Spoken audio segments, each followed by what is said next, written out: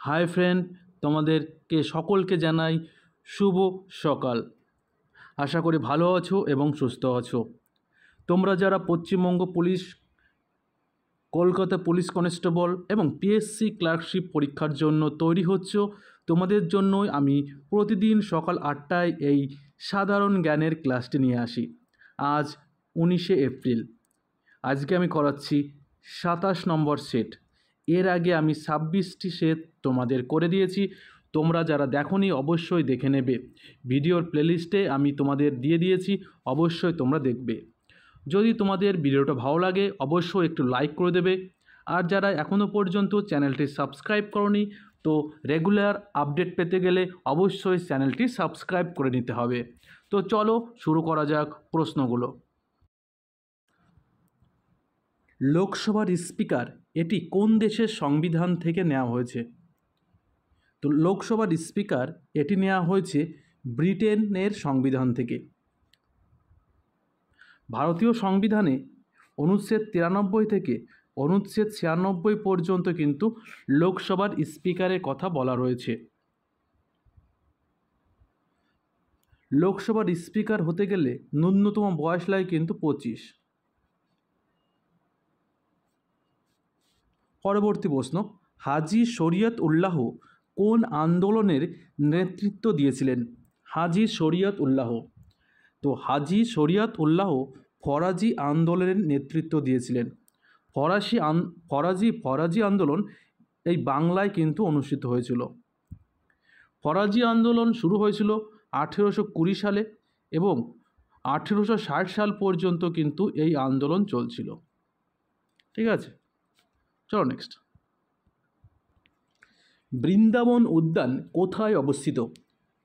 কোন জায়গায় বৃন্দাবন উদ্যান রয়েছে? তো সঠিক উত্তর মহীশূর। কর্ণাটকের মহীশূরে এই বৃন্দাবন উদ্যান অবস্থিত। যদি তোমাদের ভিডিওটা দেখে ভালো লাগে অবশ্যই একটু লাইক করে দেবে। তোমাদের কাছে আমার এটাই চাওয়া যে অবশ্যই একটু লাইক করে দিও। তোমরা প্রতিদিন সকাল 8টায় কিন্তু এই জেনারেল নলেজের ক্লাসটি পেয়ে যাবে। অবশ্যই ক্লাসটি করতে চাইলে চ্যানেলটার সঙ্গে জুড়ে থাকতে গেলে অবশ্যই চ্যানেলটি সাবস্ক্রাইব করে দিতে হবে। চলো নেক্সট। কে রবীন্দ্রনাথ ঠাকুরকে বিশ্বকবি আখ্যা দিয়েছিলেন? তো রবীন্দ্রনাথ ঠাকুরকে বিশ্বকবি আখ্যা দিয়েছিলেন ব্রহ্মবান্ধব উপাধ্যায়। ব্রহ্মবান্ধব উপাধ্যায় কিন্তু রবীন্দ্রনাথকে এই বিশ্বকবি আখ্যা দিয়েছিলেন। তোমাদের দেখো সামনে প্রচুর ভ্যাকান্ট সুযোগ, ডব্লিউবিপি এবং কেপি, তোমাদের কিন্তু সুবর্ণ সুযোগ এবছর চাকরি পাওয়ার। এছাড়া পিএসসি ক্লার্কশিপ যেটা আগস্টে সম্ভবত শুরু হবে তোমাদের প্রিলিমিনারি। তো তোমরা অবশ্যই ভালো করে পড়াশোনা করো, তোমাদের সামনে কিন্তু খুব ভালো একটা সুযোগ। পরবর্তী প্রশ্ন, নিম্নলিখিত কোন বাহুকে তুষার ভক্ষক বলা হয়? কোন বাহুকে বলা হয় তুষার ভক্ষক? তো সঠিক উত্তর চিনুক বাহু প্রবাহকে বলা হয় তুষার ভক্ষক। চিনুক বাহুকে বলা হয় তুষার ভক্ষক। চলো নেক্সট। ক্যালামাইন কোন ধাতুর আকরিক? ক্যালামাইন। তো ক্যালামাইন হচ্ছে জিঙ্কের আকরিক। জিঙ্কের আকরিকের নাম হচ্ছে ক্যালামাইন। জিঙ্ক দিয়ে কিন্তু ক্যালামাইন, ঠিক আছে। তো ক্যালামাইন কিসের সাথে? জিঙ্কের জিঙ্কের আকরিক, একটি আকরিকের নাম ক্যালামাইন। পরবর্তী প্রশ্ন বলেছে, কাকে প্রভু গ্রন্থির প্রভু বলা হয়? দেখো, প্রভু গ্রন্থি বলা হয় পিটুইটারিকে, তাই তো। প্রভু গ্রন্থি বলা হয় পিটুইটারিকে। এখানে বলেছে দেখো প্রভু গ্রন্থির প্রভু। তো প্রভু গ্রন্থির প্রভু বলা হয় হাইপোথ্যালামাসকে। প্রভু গ্রন্থির প্রভু বলা হয় কাকে? হাইপোথ্যালামাসকে। আর যদি শুধু বলতো প্রভু গ্রন্থি কাকে বলা হতো, তখন কিন্তু উত্তর হয়ে যেত পিটুইটারি। তো প্রভু গ্রন্থি বলা হয় পিটুইটারিকে এবং প্রভু গ্রন্থির প্রভু বলা হয় হাইপোথ্যালামাসকে। খুবই ইম্পর্টেন্ট প্রশ্ন এইসব, কিন্তু দেখো ভালো করে একটু যখন পরীক্ষা হবে না, একটু ভালো করে একটু পড়বে। তোমাদের সময় অনেকটা কম থাকে, কিন্তু তা সত্ত্বেও বলছি একটু ভালো করে পড়বে। কারণ একটু ভালো করে না পড়লে কী হয়, তোমাদের প্রশ্নটা একটু উল্টোপাল্টা হয়ে গেলে কিন্তু উত্তরটাও কিন্তু আলাদা হয়ে যায়, তখন কিন্তু তোমাদের কিন্তু কী হয়, নম্বরটা কমে যায়। চলো নেক্সট। অ্যামনেস্টি ইন্টারন্যাশনাল এর সদর দপ্তর কোথায় অবস্থিত? অ্যামনেস্টি ইন্টারন্যাশনালের সদর দপ্তর কোথায় অবস্থিত? তো লন্ডনে কিন্তু অ্যামনেস্টি ইন্টারন্যাশনালের সদর দপ্তর অবস্থিত। তোমাদের টার্গেট হবে এবার যেভাবে হোক তোমাদের এই খাকি পোশাক তোমাদের তুলতে হবে গায়ে। কলকাতা পুলিশ এবং ডব্লিউবিপি তোমাদের এবার যেভাবে হোক পেতেই হবে, ভালো করে পড়াশোনা করতে হবে।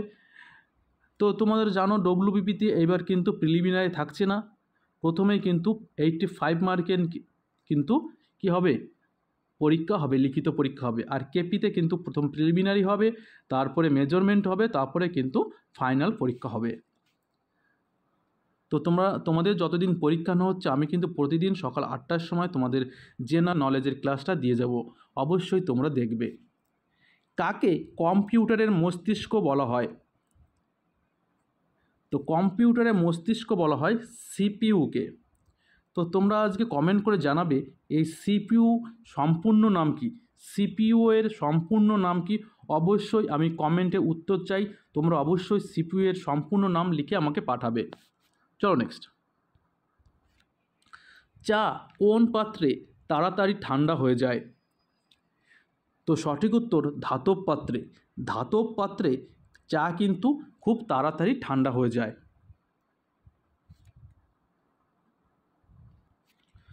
নিম্নলিখিত কোন খেলাটি চীনের জাতীয় খেলা?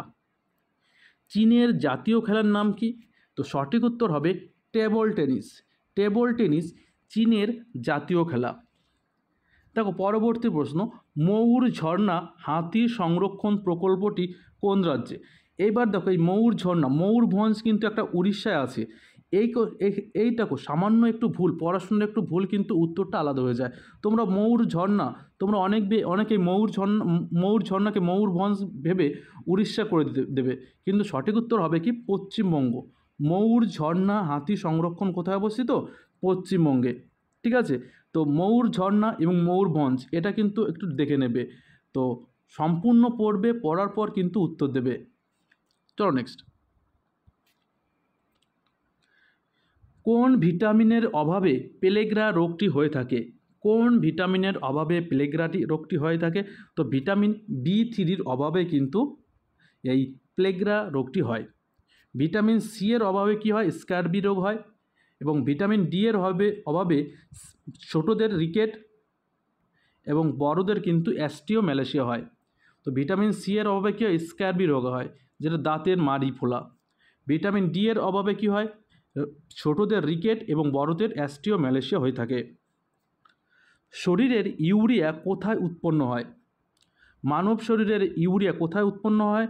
তো সঠিক উত্তর যকৃতে। যকৃতে কিন্তু ইউরিয়া উৎপন্ন হয়ে থাকে। তোমাদের একটা লাইক কিন্তু আমাকে অনেক অনুপ্রাণিত যোগায় এই ভিডিওটা করতে, অবশ্যই তোমরা লাইক করে দেবে। গতিধারা প্রকল্পটি কোন রাজ্য সরকার চালু করেছে? গতিধারা প্রকল্প, যেখানে সরকার গাড়ি কেনার জন্য কিন্তু ঋণ দেয়, ছোটো গাড়ি কেনার জন্য ঋণ দিয়ে থাকে এই গতিধারা প্রকল্পের অধীনে। বেকার যুবক যুবতীদের যে কিন্তু গাড়ি কেনার জন্য ঋণ দিয়ে থাকে রাজ্য সরকার, এটা কিন্তু কোন রাজ্য সরকার চালু করেছে? পশ্চিমবঙ্গ রাজ্য সরকার এই গতিধারা প্রকল্পটি চালু করেছে। ভারতীয় সংবিধান সংশোধন পদ্ধতি কোন অনুচ্ছেদে বলা রয়েছে? তো ভারতীয় সংবিধানে অনুচ্ছেদ 368তে এই সংবিধান সংশোধন পদ্ধতি বলা রয়েছে। সংবিধান সংশোধন পদ্ধতিটি দক্ষিণ আফ্রিকার সংবিধান থেকে কিন্তু নেওয়া হয়েছে। দক্ষিণ আফ্রিকার সংবিধান থেকে কিন্তু এই সংবিধান সংশোধন পদ্ধতি নেওয়া হয়েছে। 2011 সালের জনগণনা অনুযায়ী পশ্চিমবঙ্গের সাক্ষরতার হার কত শতাংশ? পশ্চিমবঙ্গের বলেছে, তো সঠিক উত্তর হবে 77.04%। 77.04% আমাদের পশ্চিমবঙ্গের কিন্তু সাক্ষরতার হার 2011 সালের অনুযায়ী। দেখো 2011 সালের জনগণনা অনুযায়ী কি হবে, কারণ 2011 সালের পর কিন্তু কোনো আর জনগণনা হয়নি। ঠিক আছে। চীন বিপ্লব কোন বছর শুরু হয়েছিল? কোন বছর চীন বিপ্লব শুরু হয়? তো সঠিক উত্তর হবে 1900 সালে। 1900 সালে কিন্তু এই চীন বিপ্লব হয়েছিল। কোন ভারতীয় বিপ্লবীর ছদ্মনাম ছিল পি.এন. ঠাকুর? তো পি.এন. ঠাকুরের ছদ্মনাম ছিল কি? রাসবিহারী বসুর ছদ্মনাম ছিল পি.এন. ঠাকুর। ঠিক আছে, পি.এন. ঠাকুর ছিল কার ছদ্মনাম? রাসবিহারী বসুর ছদ্মনাম। কোন অঞ্চলে শীতের সময় প্রচুর পরিমাণে বৃষ্টিপাত হয়? আমাদের পশ্চিমবাংলায় এখন কি হচ্ছে, প্রচণ্ড তাপমাত্রা, তাই তো? তোমরা 11টার পর কিন্তু যত সম্ভব বাড়ি থাকার চেষ্টা করবে।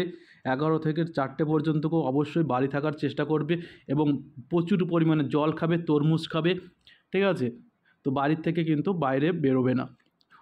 বাইরে বেরোলে অবশ্যই ছাতা মাথায় নিয়ে তোমরা যাবে।